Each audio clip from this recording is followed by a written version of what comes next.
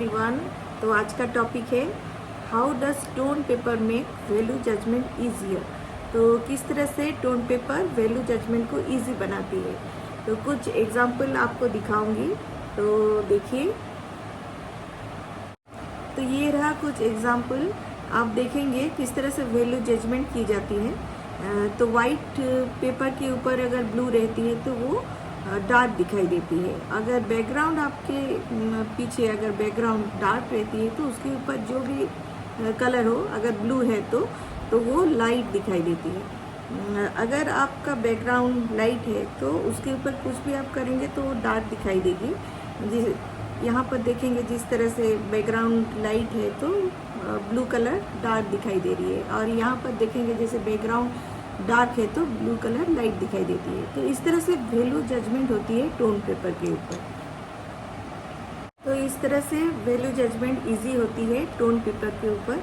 अगर आप tone paper use करते हैं तो अगर डार्क टोन पेपर होता है तो उसके ऊपर आप लाइट यूज़ करेंगे, और लाइट होता है तो उसके ऊपर थोड़ा डार्क यूज़ करेंगे। तो टोन पेपर इस तरह से यूज़ होती है, क्योंकि मिडिल टोन तो मिल ही जाती है। तो उसके बाद आप उसको किस तरह से यूज़ करेंगे, डार्क के ऊपर किस तरह से लाइट और लाइट के ऊपर किस तरह से डार्क, वो आप जब आप प्रैक्टिस करेंगे तब आप देख पाएंगे कि किस तरह से यूज़ होती है और किस तरह से अच्छी दिखाई देती है। तो आपको समझ में आया होगा। तो टोन पेपर के ऊपर कैसे वर्क की जाती है।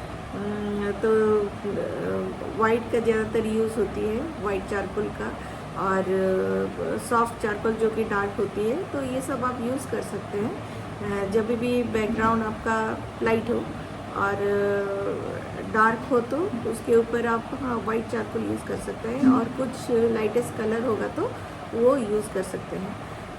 तो इस तरह से टोन पेपर के ऊपर यूज़ की जाती है, वर्क की जाती है। आप प्रैक्टिस करते करते आप समझ पाएंगे कि टोन पेपर के ऊपर कौन सा अच्छा दिखाई देता है, कौन सा नहीं।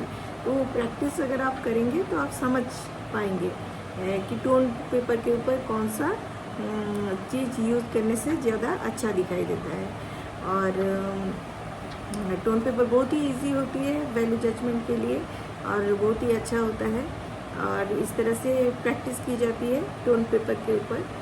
और प्रैक्टिस कीजिए और देखिए, आप खुद ही समझ पाएंगे कौन सा क्या यूज़ करने से अच्छा होता है। तो ठीक है, उतना ही। Okay, bye bye everyone, thank you.